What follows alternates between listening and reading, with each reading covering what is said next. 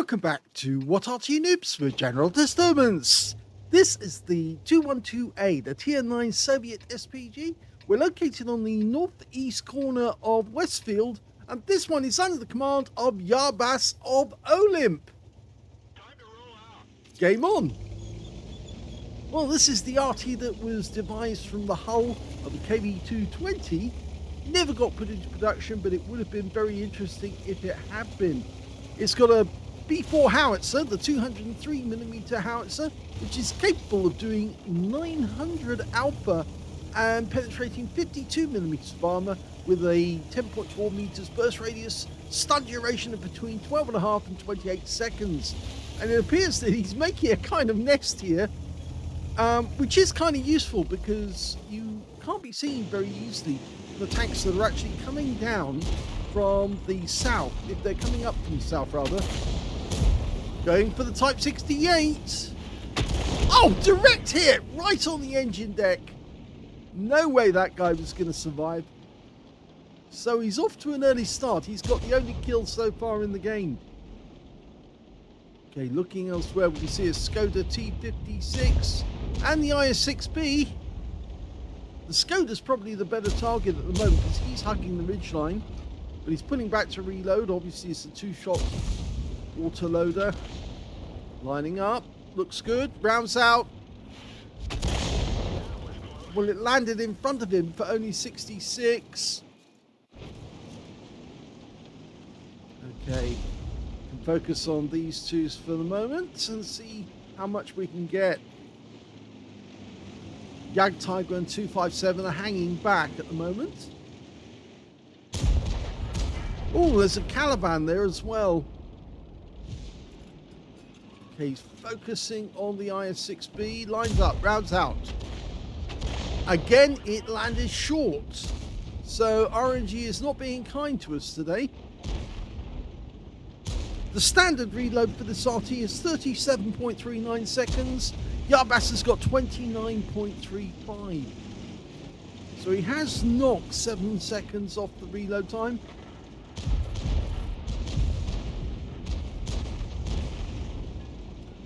It's closer to 8 seconds actually. Oh, this is good because they've got two together here. Well, he splashed the Jagdtiger and stunned both the IS-6B and the Jagdtiger.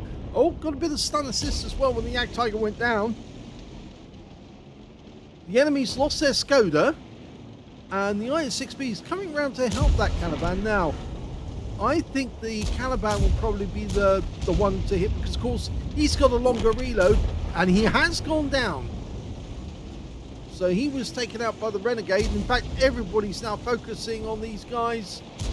It's going to land behind him. Oh!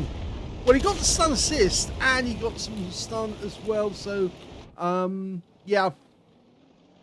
Well, he got the stun assist off that guy being wiped out. But we do have an enemy inbound, and that's the reason he hid behind the buildings. There's a T-54 there. It's been taken out, but there might be more of them. But we do have a teammate nearby, so he might be able to help us if things go pear-shaped. So T-92 hiding in the bushes. Okay, looking further over onto the enemy side. They've only got 5 tanks left. We've got a Nomad sitting there. And of course, as you know, that's the Challenger alternate, or variant, we might say. Oh, he went down very quickly to the Skoda. And, well, they're flooding in now. There's only 3 enemies left. So this game is going to be over very, very quickly. Charioteer. Oops, that's a Nomad, the original Nomad. Long shot, rounds out. One end of the map for the other. Now, I suspect he did get some damage there. You can see the size of the crater. It's actually quite big.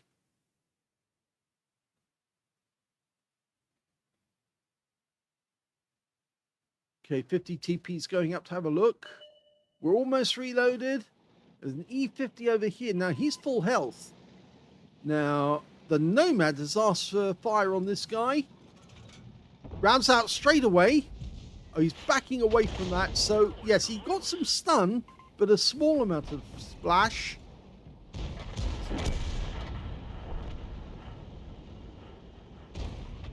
unfortunately, we didn't get enough, and we're missing out on stun assist at the moment. But the next shell's going to be out momentarily, and he did burn his repair kit or his first aid kit to get rid of the stun. So the next time he won't be able to. Rounds out. This could be a direct hit. Yes! 349 right into the side of the tracks. And we are getting the stun assist now. 50 TPs going in to finish him off. But the kill shot actually goes to the Nomad, and that is the end of the game. Well, despite that battle being very, very brief indeed, that was a first-class tank for Yarbas of OLIMP in the 212A. He did get a Bruiser medal for getting at least 5 critical hits in this game. He managed to get 10, and he got a Confederate as well, because he hit more of the enemy than anyone else on his team. In fact, he only killed one tank in the game. It was the Type 68, where he hit the engine deck with his rounds. So obviously he wiped that guy out, but he didn't get much in the way of hit points when he did that. The win rate was fairly low. 1,314 is good, but it's not excellent. And that is testament to the fact that he was actually getting a lot of bad RNG. Some of the shells were landing well short of the target. So he wasn't getting direct damage. He was getting indirect damage from the stun assist. And that's why he got the first class tanker out of this one. If we look at team scores, we can see the highest damage went to the E50 on the enemy team, picked up a high caliber and tank sniper, 5,058 hit points of damage. Second highest damage went to the Skoda T56 with 3,493. And the third highest damage went to the T54 Heavy on our team with 3,090. Yarbas got 1,340, which puts him mid-table on the scores. When it came to kills, though, we can see the high scorer was the Renegade, 4 kills, 3 kills to the Nomad on our team, 3 kills to the Charioteer on the enemy team, 2 kills to the Skoda T56, the SU-130PM, and the other Skoda T56. And on the enemy team, only 2 players managed to get 2 kills, and that was the E50 and the ELC M90. In fact, only 3 players managed to get kills on the enemy team at all. And of course, they must have been their best players in the game. When it came to our side, well, Yarbas only got 1 kill, so he's actually in 4th place when it comes to kills. But I don't think he'll mind that, because he did get the Confederate medal. And if we look at base XP, we can see that the highest scorer was the Skoda T56, 1,102. Yarbas got 1,011, so he's over 1,000. And the Renegade got 1,002, just behind him. So he is one of only 3 players who managed to get over 1,000 base in the game, and he's second on base XP. That's from all that stun assist. That really did help his game in the end to improve his scores. He fired only 9 rounds, so limited amount of rounds, mainly because his team was very good. 2 direct hits, no penetrations, and 11 splashed. Yes, he wasn't getting, as I said, bad RNG, which was causing the shells to land well short of the target. 1,340 hit points, all of it at more than 300 meters. 8 enemy vehicles damaged, 1 killed. 2,986 hit points of stun assist off 10 stuns. That's where he got the first class. On a premium count, he actually made 28,071 credits from the game. And he also picked up 2,274 experience points as well. So a reasonably good game there, which was over fairly quickly, actually. I think you can see it lasted only 5 minutes, 21 seconds. So a very, very quick game, because his team was very, very good. And of course, he did have bad RNG. And I think that contributed to his teammates getting the kills and him ending up with a stun assist instead of actually getting actual damage. Anyway, he has sent us in another replay in the 212A. So let's have a look at that one right now. The second replay is on the Mines map, North Spawn. And let's see how he gets on, if he will actually go to Nigel's spot over at C1. It's not one of the best positions, but it does actually have some unusual characteristics. It looks like he's going for the corner instead. The thing about Nigel's spot actually is that you can hit the enemy tanks in the side as they're trying to come up the hill. And that can be devastating for the enemy team, because there's nowhere they can hide. They can't exactly even go up the hill, because if they do, you're going to hit them and extremely badly damage them or stun them. Okay, he's gone into position. He's ready to go, and the enemy tanks are in sight. Okay, looks like the IS-32 is the first target, and the Patton tank as well. Lined up, rounds out, and lands short. So he's still having this problem with RNG that's actually putting the shell short of where it needs to be. You see, these guys have taken damage already. We've got the hills, because we've managed to get somebody in there. So tier 9 game with tier 8 tanks in it. So we're top tier. Rounds out in the IS-32. That's better. Direct hit for 450.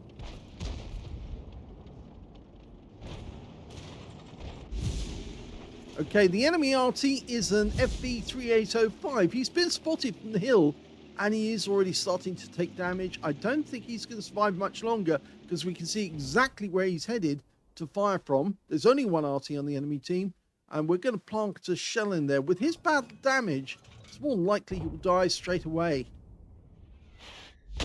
Yep, he did. That's good. So now it's RT3 playing for the rest of his team, whilst he can concentrate on getting the tanks and collecting stun assist.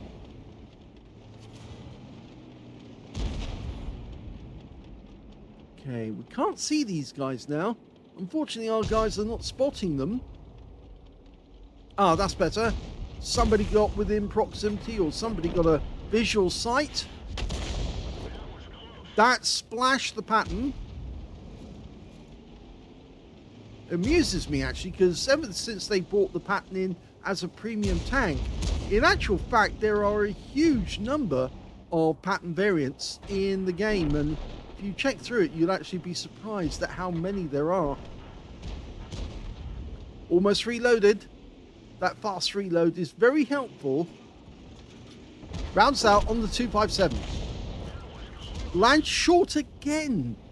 RNG is just not being kind, and it might be a good idea for Yarbaz to change his aim spot, instead of actually being just at the base of the front of the vehicle or closest point to it, to actually aim directly at the top of the tracks or thereabouts, and then the shell will either hit the turret or it will hit the tracks of the vehicle.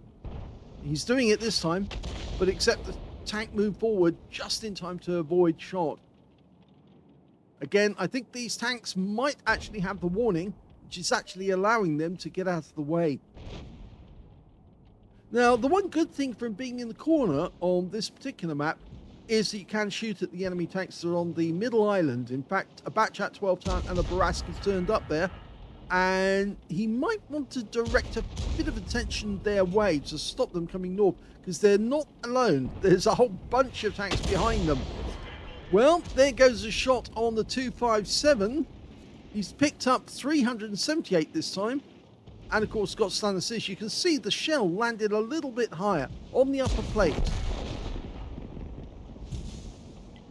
So it looks like the shell landed on and slightly moved sideways as it was going in from the direction.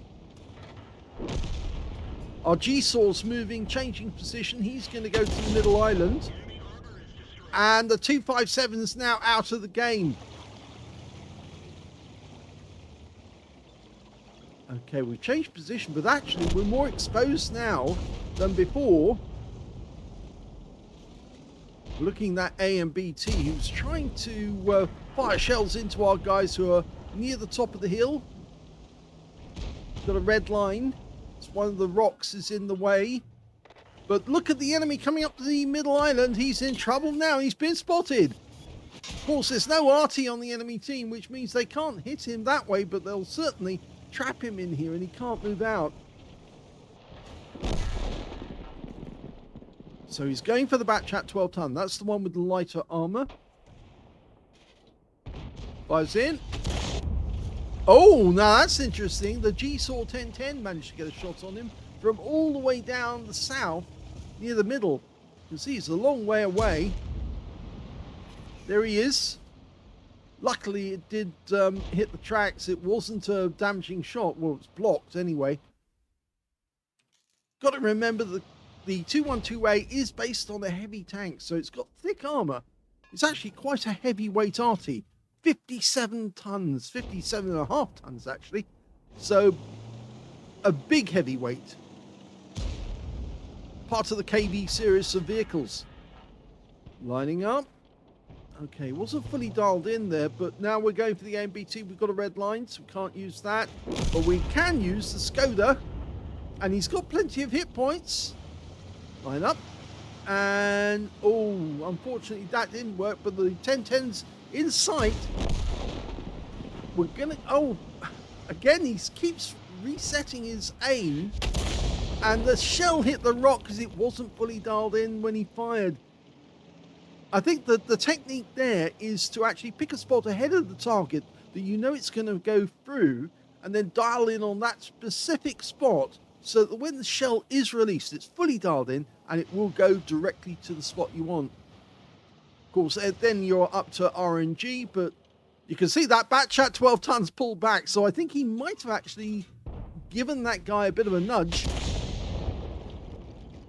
Can't see if that one did any good, but it was near where he was. And we are, well, we're not in a position free to move out yet. That G-Saw, there's more than one G-Saw on the enemy team. As far as we know, he could be in a position to shoot in this direction.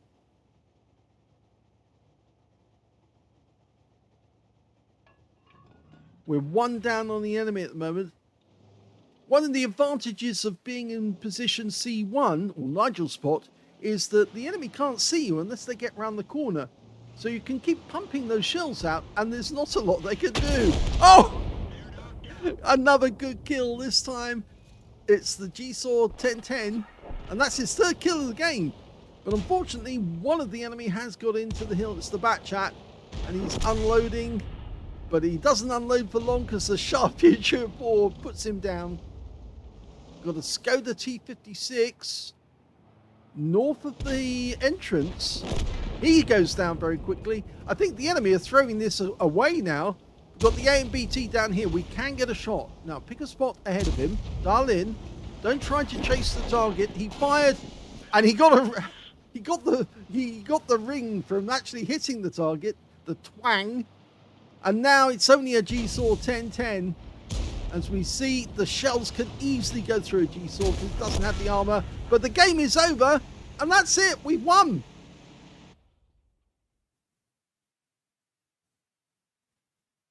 Here's the end of battle stats, and that was a second-class tanker for Yarbas of OLIMP in the 212A. He managed to get a bruiser medal for getting at least 5 critical hits. In fact, he got 8. He also managed to get a Starks medal. Yes, didn't actually pick up on it at the time, but apparently, yes, he did get hit twice. And he was hit in the tracks and also by the G-Saw 1010. We don't know where that shell actually went, but the fact is, but he did receive 2 shots from the enemy, potentially would have lost 2/3 of his hit points, and he did kill at least 2 enemy vehicles during the game and then survived the war, or the battle, and that gave him the conditions, the preconditions, to get the Starks medal, which are difficult to get because it means you have to get fired on by the enemy, and that can be rather inconvenient sometimes. His win rate in the game, 1,754, which is better than the previous game, because if you remember, he only got 1,314 from the previous game, the win 8. But this time round, it was a lot higher, 1,754. Let's have a look at his team score. Well, we can see on this one, he's a bit higher on the damage in this game. The highest damage in the game actually went to the AMBT on the enemy team, 3,824. Second highest damage, the E75 on our team with 3,008. And the third highest damage, that went to the Charioteer on our team with a tank sniper and 2,777 hit points. Yarbas was a little way down the table, 1,691. He beat all but 3 on his own team. On the enemy team, rather, and 5 ahead of him on his own team, which means that he's actually in 9th place on damage with 1,691. When it came to kills, though, he shared the top spot because the E75, the Sharp Future 4, and Yarbas all got 3 kills apiece. Unfortunately, the E75 and the Shah had actually platooned, so there was no chance of him getting brothers in arms by platooning dynamically. When it came to base XP, we can see that the high scorer was the LT432. He got 924 out of the game. 912 went to the Charioteer. 839 went to the E75. And we can see Yarbas is down in 5th place with 796. He fired 13 rounds in this one. So yes, it was a much longer battle and it was a hard fought out one. But at one point it looked like the enemy had basically just given up because they were making some very bad moves. 4 direct hits on the enemy, none of them penetrated, but he did get 17 splashes, 1,691 hit points, all of it at more than 300 meters. He did receive 2 hits, both non-penetrations. Value of that damage, 360 hit points of damage blocked by armor. 6 enemy vehicles damaged, 3 killed, 1,554 hit points of stun assists or 14 stuns, and that's got him the 2nd class. He earned a positive value of 9,445 credits on a premium count, 25 bonds for a mission achievement, and 6,567 experience points thanks to a mission completion bonus. So 2 very different games in the 212A. This one lasted a bit longer, yes, 8 minutes 20 seconds. As you recall, the previous one was only 5 minutes, so not as long.